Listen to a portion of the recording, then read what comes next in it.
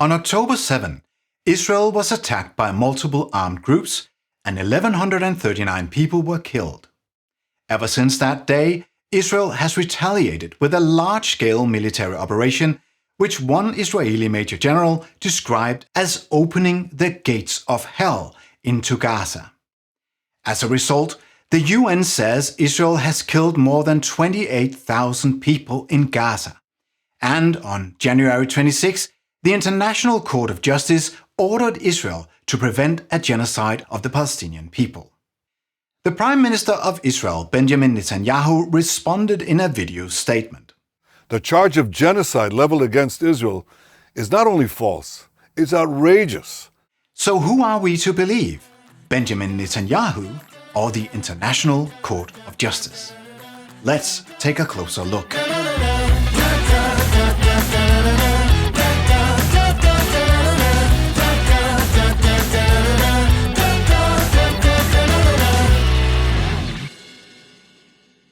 We start at the terrorist attack in Israel on October 7. Around 3,000 fighters from Hamas and other armed groups attacked Israel from Gaza. The attack was multidimensional, involving both rockets, speedboats, and even powered paragliders. But the main and most deadly component of the attack was driving pickup trucks across the border to Israel, where fighters exited the vehicles and started shooting people. As a result, a total of 1,139 people were killed by the attackers, including 695 Israeli civilians, 71 foreign civilians, and 373 Israeli security forces who were trying to stop the attack. Additionally, 247 people were taken hostage and driven back to Gaza. As expected, many countries around the world immediately condemned this attack, rightfully characterizing the killing of hundreds of civilians as terrorism. But perhaps less expected was the way Israel decided to respond. Instead of just sending Israeli forces into Gaza to apprehend or eliminate members of Hamas and other armed groups, Israel initiated a bombing campaign in which the Israeli Air Force dropped as many as 1,000 bombs per day over Gaza, completely destroying entire neighborhoods and killing thousands of civilians. So the question is that response legal, or does it constitute a genocide of the Palestinian people?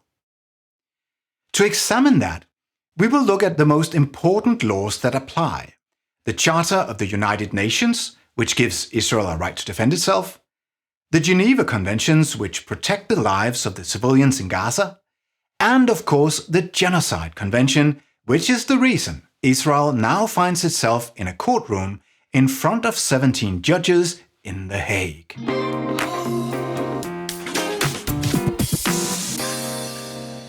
Israel is one of 193 members of the United Nations, and this means acts of war involving Israel are subject to the rules of the UN Charter.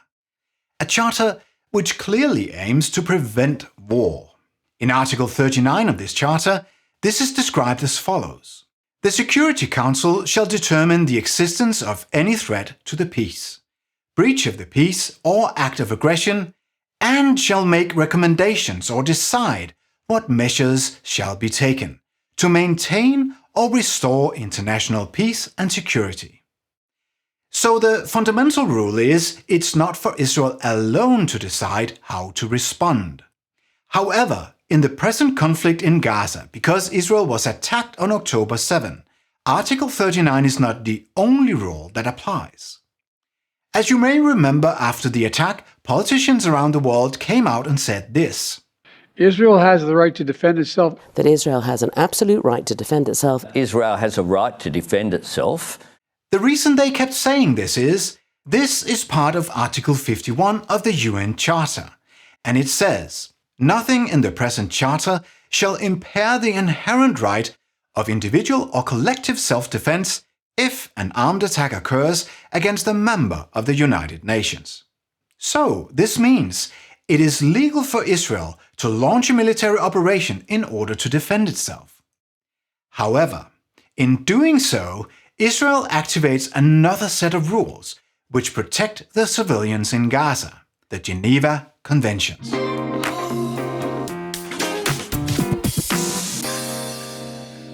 To most of us, war looks so lawless we often mistake it for anarchy.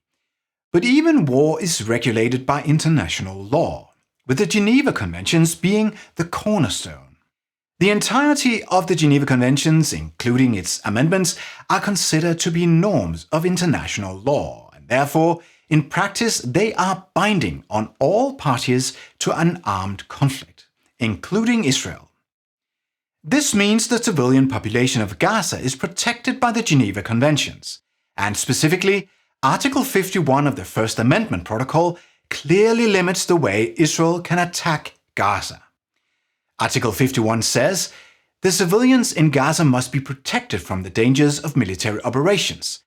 And while Israel is allowed to attack Hamas fighters or military assets belonging to Hamas, Israel can under no circumstances carry out attacks which have the purpose of injuring or killing civilians, spreading terror in the civilian population, or damaging civilian objects such as homes, infrastructure, hospitals, etc. This is the reason Israeli politicians repeatedly have said they are not deliberately targeting civilians. And it does to some extent support their view that in several cases Israel has warned civilians that an attack was imminent, which undoubtedly has saved lives. But even if Israel could document how every single attack was chosen only for its military value, this does not absolve Israel of its responsibility to minimize civilian casualties. And this is where the principle of proportionality comes in. Article 51 explicitly states that for every attack carried out, Israel must weigh the potential civilian losses against the potential military advantage of the attack. And if the civilian losses are excessive, then the attack is illegal. Think of it this way. If multiple high-ranking members of Hamas are meeting in a building, and Israel can gain a significant military advantage by dropping a bomb on that building, that attack could be legal, even if the bombing has the potential of killing a civilian who lives next door. On the other hand, if an ordinary Hamas fighter crosses a marketplace in a refugee camp and Israel decides to drop a bomb, killing both the fighter and dozens of civilians, that would be excessive and therefore illegal. Humanitarian organizations have documented numerous attacks which seem to have excessive losses. And while we cannot know the result of a future war crime investigation, just by looking at the death toll, it seems obvious Israel certainly has some explaining to do.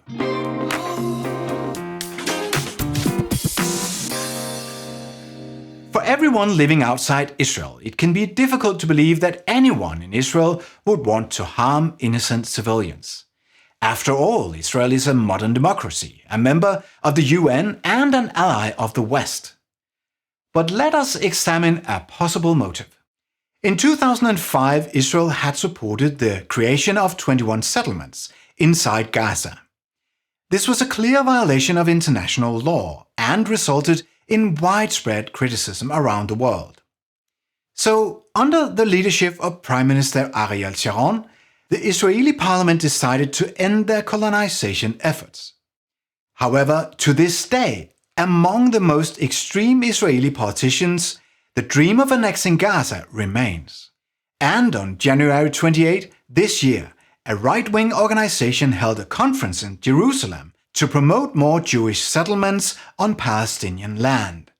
They even presented a new map revealing their 21 planned settlements to be located all over Gaza.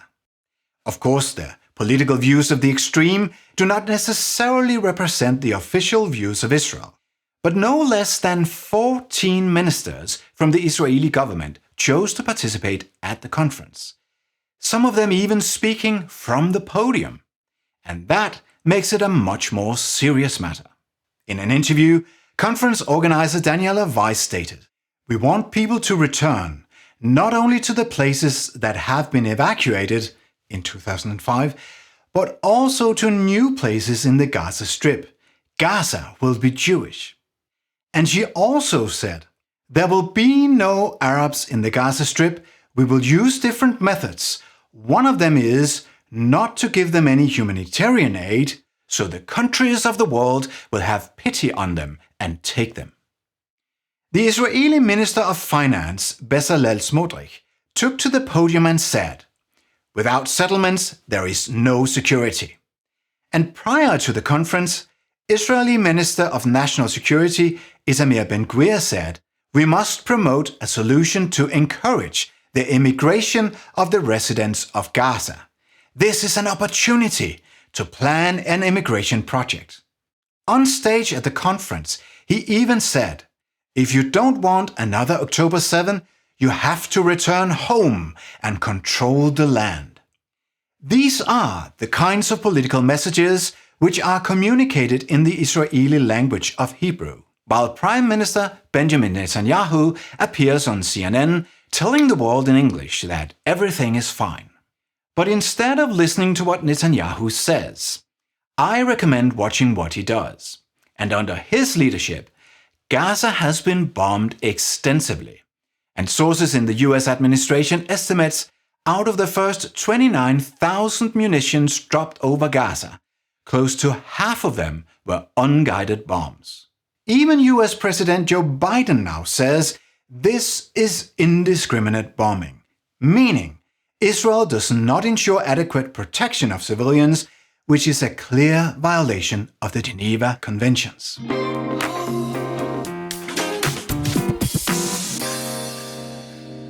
To understand the serious consequences of Israel's military operation, let us briefly look at the geography. Palestine is the UN-recognized home country of the Palestinians. It is comprised of two regions, a larger region located west of the Jordan River, therefore called the West Bank, and the much smaller region of Gaza, located on the eastern coast of the Mediterranean Sea. 2.4 million Palestinians live in Gaza. And to understand how small Gaza is, here is Gaza compared to Washington, D.C. Here is Gaza seen next to Paris. And here is Gaza compared to Berlin. So Gaza is not the size of a big country, but more like an area in a city. Right after the terrorist attack in Israel, Major General Ghassan Alian of the Israeli Defense Forces published a video saying, Hamas has opened the gates of hell into Gaza. This is a very problematic statement, since international law does not allow destroying a region just because armed groups in that region have committed terrorism. But Ghassan Alian's description turned out to be quite accurate. In the first 6 days after October 7, the Israeli Air Force dropped 6,000 bombs over Gaza, and the bombings continued. Gaza has a population density of 5,500 people for every square kilometer. That is roughly the same population density as London in the UK. Just imagine what 1,000 bombs per day raining down on London would do to the civilian population. Thousands would die. Many more would be wounded. And in the long run, it would have severe consequences for housing, infrastructure, and the living conditions in general. So, hypothetically, if a terrorist group drove pickup trucks from London to Paris and killed a large number of French civilians, how would the French government respond? Would they drop 1,000 bombs per day over London? Obviously not, because that would literally be avenging the killing of civilians by killing more civilians. But this is exactly what Israel has done under the leadership of Benjamin Netanyahu. And in Gaza, the situation is deteriorating even further because Israel has cut off the supply of electricity and water, prevented the delivery of food and medicine, and now 27 out of 36 hospitals and clinics are no longer operational, so they cannot help the wounded. To the civilian population, this is a recipe for disaster, and legally, this moves our focus from the Geneva Conventions into the even more serious legal territory of the Genocide Convention.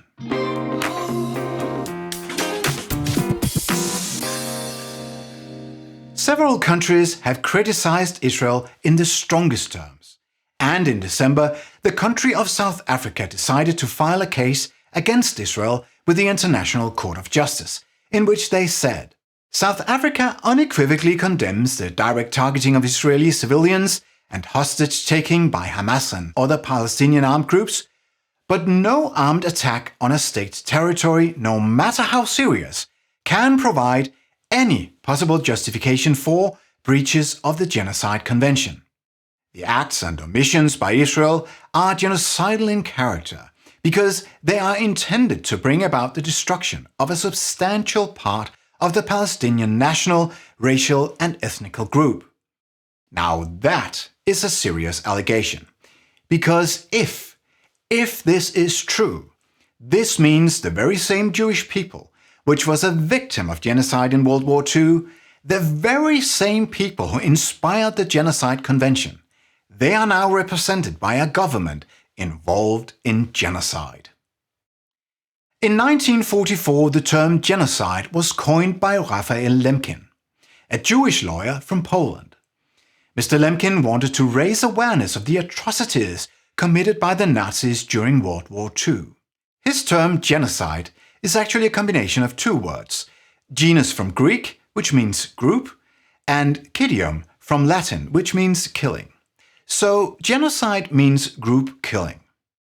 The Genocide Convention was the first human rights convention adopted by the United Nations in 1948. And a total of 152 countries now support this convention, including the United States and Israel. So in all these countries, it is a crime to try to bring about the destruction of any group of people, be it a national, ethnic, racial, or religious group. So the question is, has Israel violated the Genocide Convention? The convention lists 5 specific acts which are illegal, if they are committed with the intent of destroying a group of people. The first act is killing members of the group. In this case, the group is the Palestinians, of which Israel has killed thousands. The second act is causing serious bodily or mental harm to members of the group. In this case, 69,146 Palestinians have been reported injured. And third, creating conditions of life calculated to bring about the physical destruction of a group. Here it is estimated 70% of the private homes in Gaza have been destroyed or damaged. And fourth, preventing births within a group. In relation to that, 27 hospitals in Gaza are no longer operational. And lastly, kidnapping children from a group. This last point is not what Israel is accused of. So 4 out of 5 acts certainly raises questions about Israel's actions in Gaza. And if just one of these acts are proven in court, Israel is involved in genocide.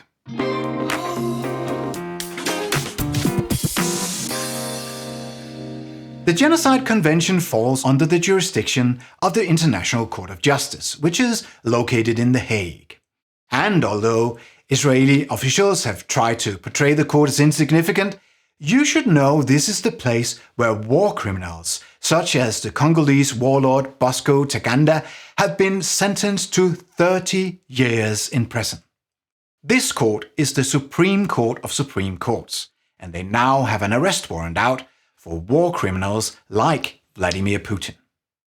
But of course, a case about genocide can take years to investigate and prosecute. So in theory, if the court did not respond early in the process, a genocide could be over before the court trial was. This is the reason the court responded in January by publishing a 29-page court order describing their preliminary findings and ordering Israel to prevent a genocide of the Palestinian people. In their order, the court states it is plausible that at least some of Israel's actions are a violation of the Genocide Convention. So it is important to understand, the court has not yet ruled on whether Israel is involved in genocide, but the court has ruled that the preliminary findings are serious enough to merit an investigation into the possible genocide of the Palestinian people.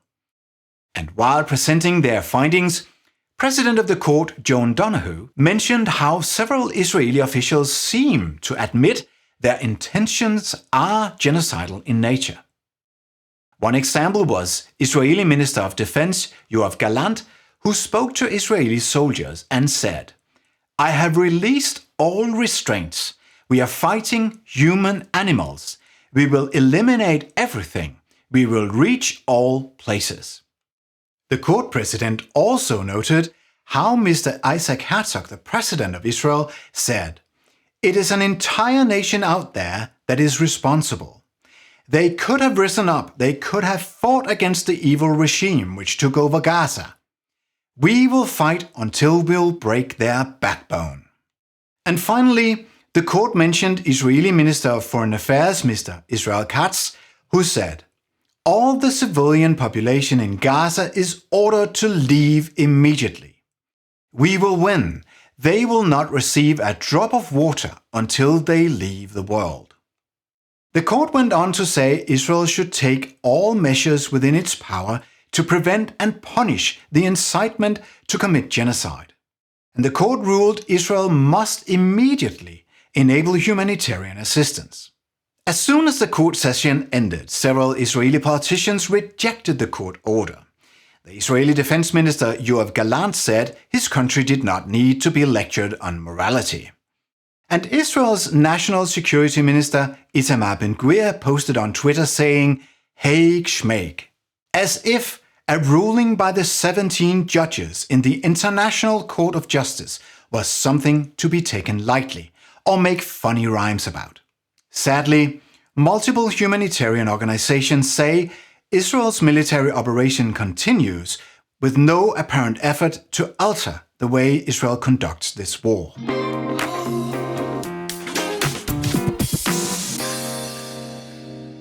The conflict between Israel and Palestine is one of the most long-running, most violent conflicts in the world. It has inflicted so much pain and suffering. It's no surprise social media is now filled with anger. Without knowing the full picture, far too many take a side and suddenly claim everything is the other side's fault, when in reality this conflict is much more complex. It's important to remember that both Israel and Palestine are countries with millions of people and many, many different political views.